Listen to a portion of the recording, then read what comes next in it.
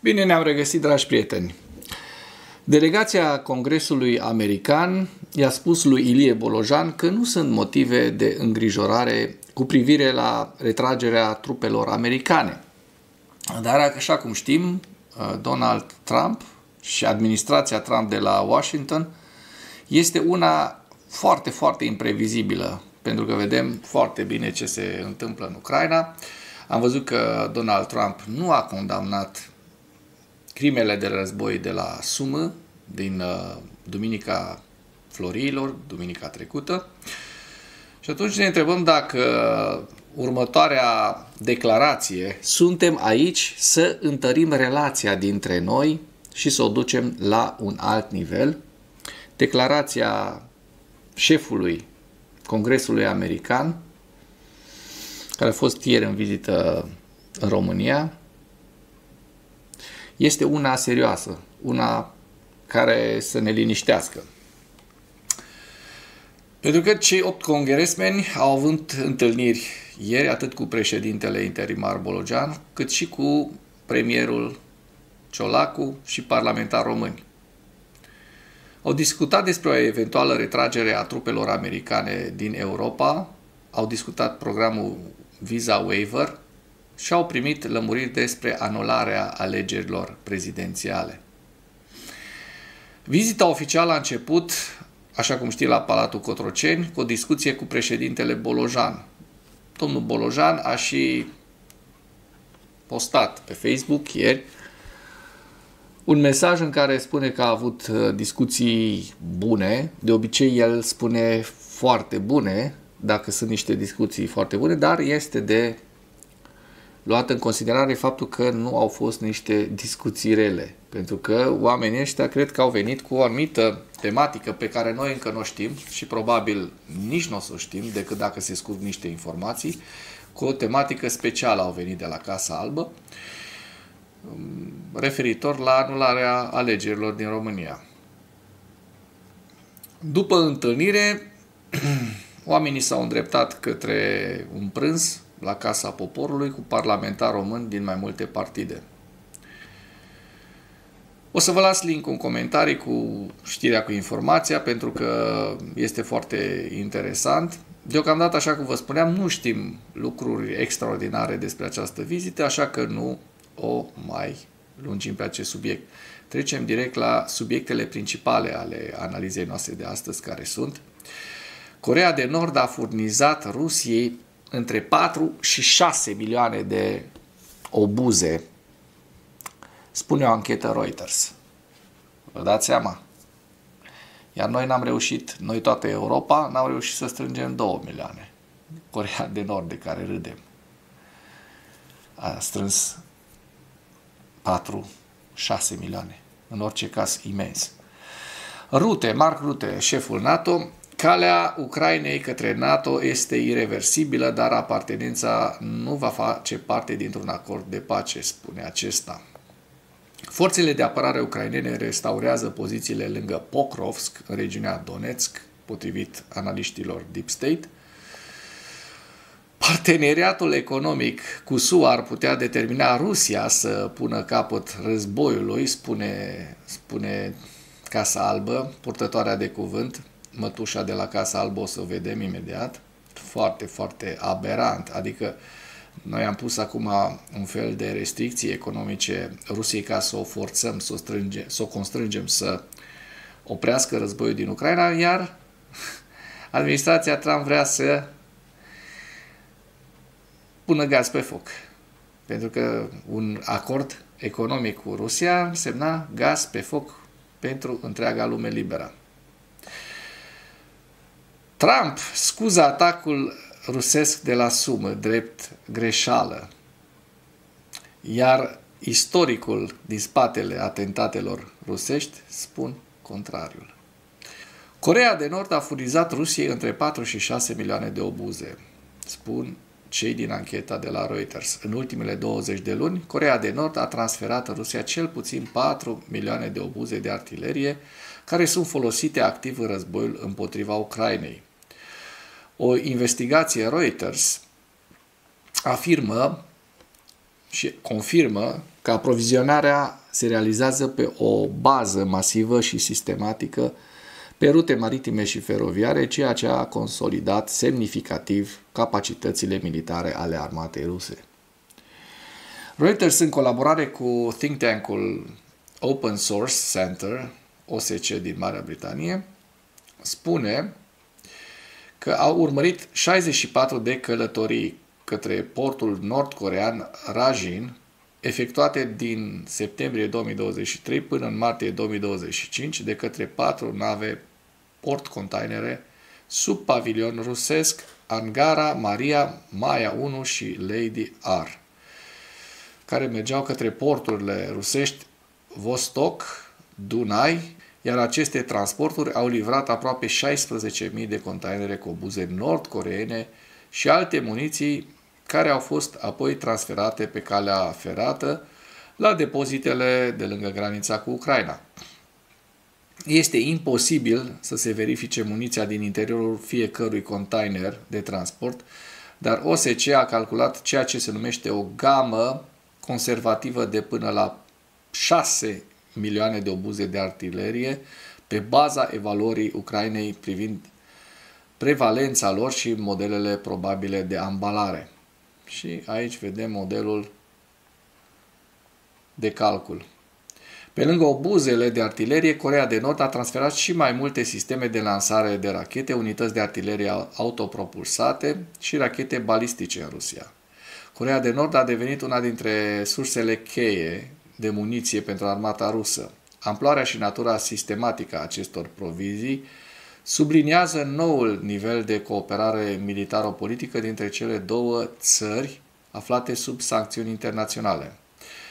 Imperiul Răului. Ăsta este Imperiul Răului. Din păcate, Statele Unite ale Americii vrea să facă afaceri cu Rusia, așa cum vom vedea imediat într-un articol. Pe parcursul anului trecut, marea majoritate a obuzelor trase de către unitățile rusești individuale au venit din Coreea de Nord, potrivit Reuters. Vă dați seama? Marea majoritate pentru că Rusia și-a utilizat obuzele în primii 2 ani și nu mai produc la nivelul la care dau cu obuze în Ucraina. Asta aviz celor care spun că nu există niciun război serios în Ucraina. E doar vrăjală. Să meargă pe linia frontului să vadă dacă nu crede. În rapoartele zilnice ale unităților de artilerie ruse analizate de către Reuters, până la 100% din muniția folosită în unele zile era de origine nord-coreană, iar în alte cazuri această cifră a ajuns la 75%. Da.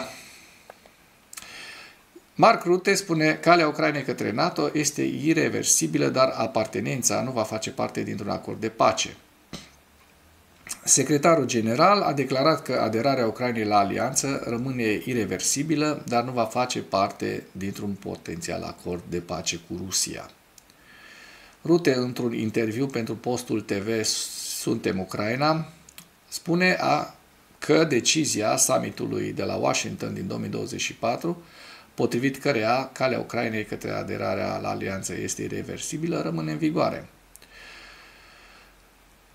Potrivit lui Rutte, scopul Occidentului este să asigure pacea reală pentru Ucraina și nu altă înghețare a conflictului similar acordurilor de la Minsk. Desigur, la ce lucrează președintele american este să aducă Ucraina la o pace durabilă de durată, adică nu un Minsk 3, ci la un adevărat acord de încetare a focului și de pace.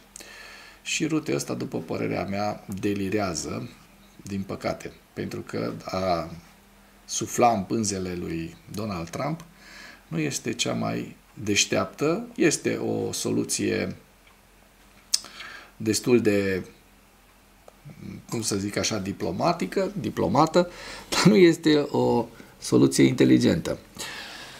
Forțele de apărare ucrainene restaurează poziții lângă Pokrovsk, în regiunea Donetsk. Și vedem aici harta, să vedem despre ce este vorba. Armata ucraineană a recăpătat controlul asupra pozițiilor din apropierea satului Novi Trud, de lângă Pokrovsk, precum și în zona Dnepro-Energia, în direcția Novopavlivsk, În același timp, trupele ruse au înaintat lângă Nadievka și Suca-Balca. Potrivit Deep State, forțele de apărare ucrainene și-au recâștigat pozițiile pierdute anterior în zona satului Novi Trud, care este situat la 3 km sud de Pokrovsk, în regiunea Donetsk. Unitățile ucrainene au respins și ocupanții ruși din regiunea Dnipro-Energia în direcția Novopavlovsk. Și acum mergem repede să vedem pierderile rusești în ziua 1148, la data de 16 aprilie, 1050 de militari, 9 tancuri, 13 vehicule blindate de luptă, 87 de piese de artilerie și aici aveți lista în integralitatea ei cu pierderile rusești. Hai să vedem o știre foarte, foarte interesantă, dacă nu ar fi și foarte, foarte aberantă. Pentru că ceea ce vrea să facă Statele Unite ale Americii este un lucru foarte aberant. Parteneriatul economic cu SUA ar putea determina Rusia să pună capăt războiului, spun cei de la Casa Albă. Și o vedem pe această mătușică pe care am tot văzut-o, care spune că parteneriatele economice cu Statele Unite ar putea oferi Rusiei un stimulent pentru a pune capăt războiului pe scară largă împotriva Ucrainei, a declarat secretarul de presă al Casei Albe, Caroline Leavitt, într-un briefing ieri, 15 aprilie.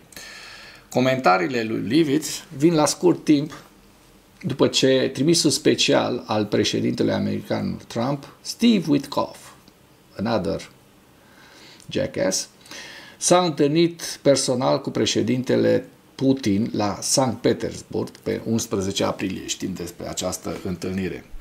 Witkoff crede că Rusia vrea să pună capăt acestui război și președintele crede asta. Spusea, da, numai că oamenii ăștia vor să îi ofere lui Putin tot ceea ce cere. Iar Ucraina și Europa nu să accepte aceste lucruri, indiferent ce cer rușii. Dacă, în schimb, o să facă afaceri business as usual, Statele Unite ale Americii cu Rusia, ne va crea și nouă o foarte, foarte mare problemă, pentru că americanii vor pune gaz pe foc. Pe foc vor furaja, vor finanța, practic, războiul rusesc, războiul Rusiei. Există un stimulent pentru Rusia să pună capăt acestui război și poate că ar putea fi parteneriate economice cu Statele Unite ale Americii, dar trebuie să vedem mai întâi o încetare a focului, iar președintele și trimisul prezidențial Witkoff le-au spus lucrul acesta foarte clar rușilor. Oameni buni, deci se oprește războiul, business as usual cu Rusia, după 2-3 ani Rusia își revine economic și atacă țările NATO. Despre ce vorbim? Sau continuă atacul în Ucraina. Vă las link-ul în comentarii să vedeți toate aberațiile, pentru că sunt de noaptea minții ceea ce vor să facă americanii. Și vă mai las un articol foarte interesant. Trump scuză atacul rusesc de la Sumi. Drept o greșeală. Este de noaptea minții la ce a ajuns să se preteze acest Donald Trump și această administrație americană, ce metode și ce modele de justificare folosesc pentru a justifica terorismul rusesc este groaznic și o să vă las link-ul în comentarii pentru a vedea și voi despre ce este vorba. Acum mergem la hărțile Deep State să vedem dacă au existat evoluții ale fronturilor și, așa cum vedem în partea de sud, în ultimele 24 de ore nu au existat evoluții semnificative. În schimb, aici, în această zonă, în apropierea Pokrovskului, așa cum am văzut și cum am fost informați, există mai multe ciocniri care au dus la, uitați, aici este vorba despre Novi Trud, eliberarea unor zone. Aici a fost o contraofensivă sau hai să zicem un contraatac, pentru că o contraofensivă este destul de mult totuși, Dar și rușii au reușit să captureze această zonă la sud de Pokrovsk, așa cum se poate vedea în imagine, da? În această imagine. Bun. Mergem mai departe, să vedem dacă, iată, au existat și alte evoluții ale fronturilor. La sud de Toretsk, aici este Toretskul, iar la sud de Toretsk, rușii au reușit să ocupe această zonă la nord de Valentinivka.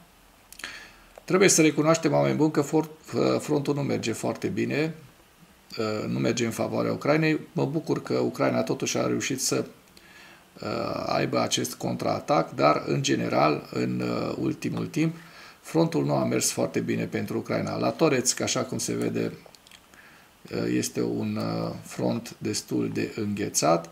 Chasov Yar, de asemenea, nu sunt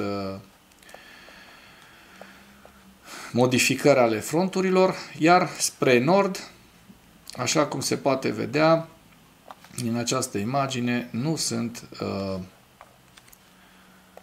evoluții ale fronturilor. În zona Sumă și la nord de Sumă putem să vedem că ucrainenii încă dețin niște teritorii în Kursk și vedem că în ultimele 24 de ore nu au fost evoluții semnificative. De fapt, nu au fost evoluții ale fronturilor în această zonă. Trecem la analiza Institutului pentru Studiul Războiului cu principalele știri. Doi membri de rang înalt al cercului apropiat al președintelui Putin au reiterat cerințele nenegociabile ale lui Putin din iunie 2024, conform cărora orice rezoluție a războiului din Ucraina trebuie să aibă ca rezultat schimbarea regimului, concesii teritoriale extinse și limitări pe termen lung asupra armatei ucrainene după întâlnirea cu Putin din 11 aprilie a trimisului special al SUA din Orientul Mijlociu, Steve Witkoff.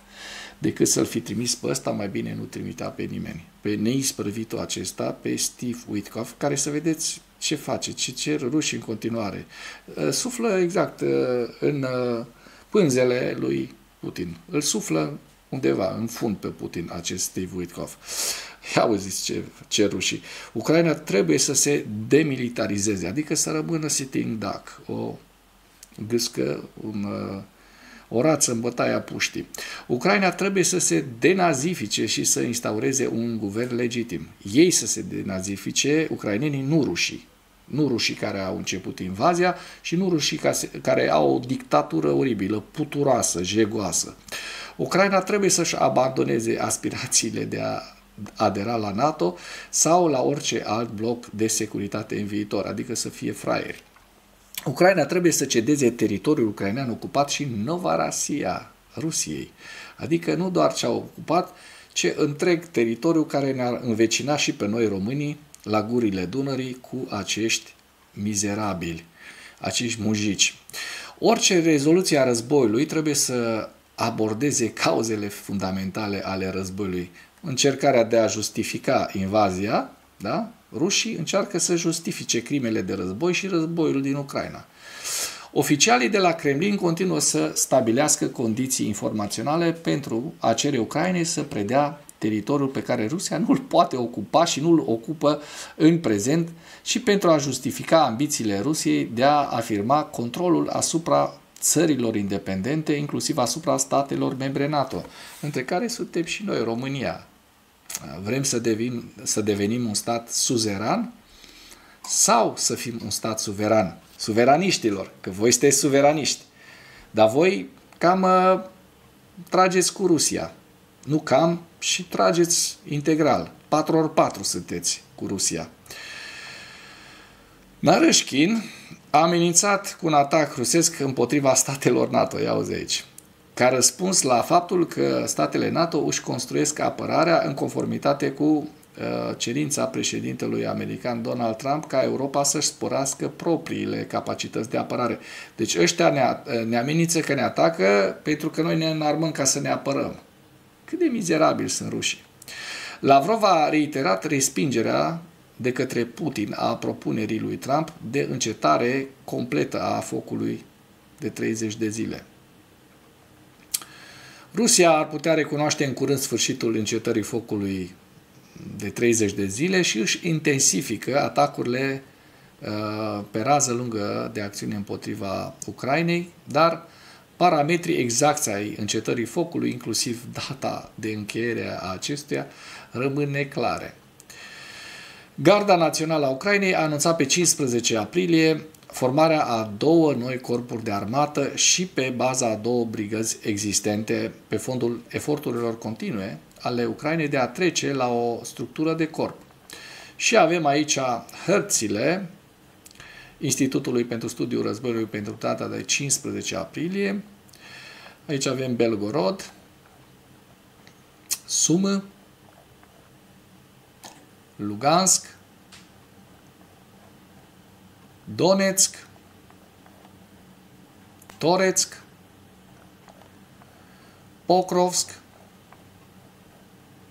Velika Novosilka, Zaporozhye și Herson. Și cu aceasta încheiem materialul nostru de astăzi, iar dacă ați găsit informații utile în acest videoclip, nu ezitați să îl distribuiți pentru a ajunge la cât mai multă lume. Eu apreciez și vă mulțumesc foarte mult pentru acest lucru.